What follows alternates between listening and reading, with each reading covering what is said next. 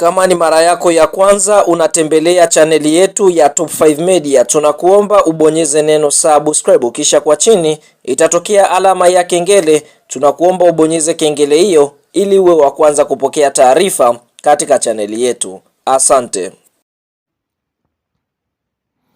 Habari kubwa ya kimichezo ambayo tunakwenda kuiangaza mezani siku ya leo ni kuelekea msimu mpya wa mashindano wa mwaka 2026-2027 ambapo klabu ya soka ya Yanga Sports Club ni miongoni mwa klabu ambazo zimeweza kudhamiria kuweza kufanya mambo makubwa katika msimu mpya, ikiwamo kuweza kulitetea taji la ligi kuu ya NBC ambalo wameweza kulitoa kwa miaka mitano, ambapo kwa upande mwingine klabu ya soka Yanga Sports Club wameweza kuweka historia ya kuwa klabu ya kwanza kuweza kulitoa kombe la ligi kuu ya NBC kwa misimu mingi mfululizo, wakiweza kulitoa kwa miaka mitano. Fahamu kuelekea katika msimu mpya klabu ya soka ya Yanga Sports Club watakwenda kushiriki michuano mikubwa ya ligi ya mabingwa barani Afrika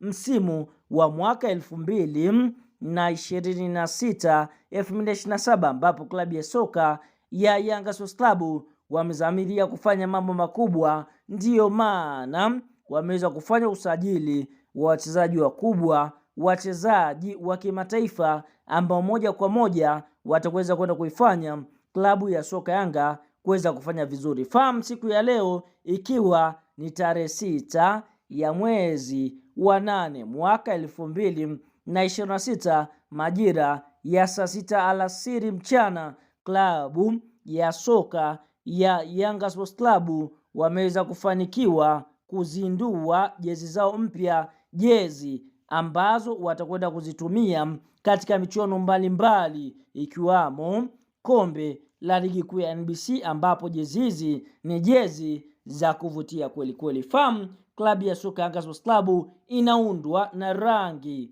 ya kijani na njano, lakini vile vile wana rangi ya tatu ambayo kwa upande mwingine ni rangi ambayo imekuwa ikizoeleka kutumika ndani ya klabu ya soka ya Yanga, ikiwa ni alternative kitway, wakimaanisha kwamba ni jezi ambayo wanaweza kuitumia nyumbani na ugenini. Sasa fahamu siku ya leo klabu ya soka ya Yanga wameweza kuzindua jezi tatu. Jezi ya kwanza ikiwa ni jezi ya kijani kama inavyoonekana katika video yetu. Hii ndiyo jezi ya kijani ya kwanza ambayo klabu ya soka ya Yanga wameweza kuizundua. Kiangalia Peter Shalulile yupo katika uzi mkali, ambapo mchezaji huyu ameweza kupendeza kweli kweli. Ukiangalia jezi hii ina mdhamini mkuu ambaye ni SportPesa. Sote tunafahamu SportPesa ni miongoni mwa mdhamini mkuu ambaye anaidhamini klabu ya soka ya Simba,